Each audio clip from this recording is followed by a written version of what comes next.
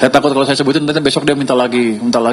Cuma untuk nunjukin ke orang bahwa dia bisa nyerap, padahal ntar dibalikin juga. 2025 ekonomi di awal tahun sampai mungkin bulan 9 melambat dengan amat signifikan. Tapi dengan perubahan kebijakan dari kami yang kemudian dibantu oleh Bank Sentral hari ini, ekonomi kita berhasil recover dengan cukup baik, terutama di triwulan keempat. Ada dampak kebijakan injeksi uang yang kita taruh di sistem perbankan itu nggak seoptimal yang saya duga, saya estimasi sebelumnya. Harusnya ekonominya lari lebih cepat karena ada sedikit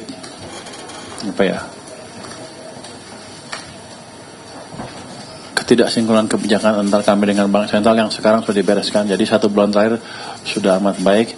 Yang penting adalah ke depan dengan kebijakan yang semakin sinkron antara kami dengan Bank Sentral, ekonomi kita akan tumbuh lebih baik dari sekarang. Tahun 2026 sih, 26 tahun depan, 2026 harusnya pertumbuhan 6%, seperti yang saya bilang sebelumnya, tidak terlalu sulit untuk dicapai. Boleh tahu kementerian lembaga yang udah ngembaliin anggaran yang belum terserap per hari ini berapa, Pak? Gini, rupanya itu jadi sensitif isu itu. Kalau saya sebutin namanya, dia akan berusaha ngambil duit sebanyak dari tempat saya, walaupun nggak dibelanjain. Jadi yang jelas begini, ada banyak yang mengembalikan. Yang jelas yang penting untuk saya adalah kondisi defisit fiskal masih terkendali. Saya takut kalau saya sebutin nanti besok dia minta lagi. Cuma untuk nunjukin ke orang bahwa dia bisa nyerap, padahal ntar dibalikin juga. Jadi itu aja. Tapi tahun depan kan saya dapat semacam izin dari Komisi 11 untuk masuk ke kementerian lembaga kan. Saya akan monitor penyerapan mereka seperti apa, bagus apa enggak,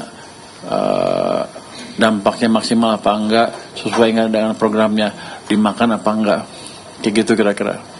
Taiwan itu kalau efek ke 2026 gimana Pak? Terus kemudian Rusia Ukraina kan juga belum pasti, yang kalau bacaan mungkin politik ke depan gimana efeknya? Kalau geopolitik itu hal yang di luar kendali kita. Ya kita bisa anggap kalau Cina pasti nggak akan pernah. Kalau hitungan saya ya, Cina kan orang pintar tuh. Dia akan nyerang Taiwan karena dia juga rugi. Banyak investor Taiwan juga di Cina, gitu. Kalau dia akan nanya itu aja, jangan sampai Taiwan merdeka. Tapi kira-kira, gue jadi kayak ahli politik ya.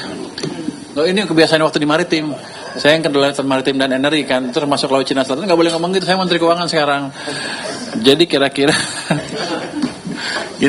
gini. Saya akan fokus ke kebijakan dalam negeri saja dan kebijakan-kebijakan yang memperkuat daya saing kita di pasar luar negeri. Masalah geopolitik di luar kendali saya.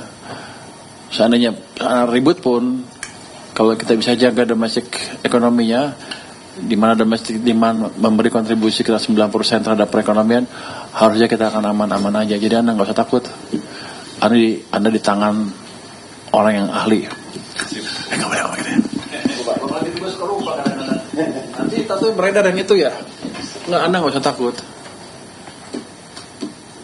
Kalau kita ada bersatu, harusnya sih nggak ada masalah untuk pertumbuhan ekonomi kita.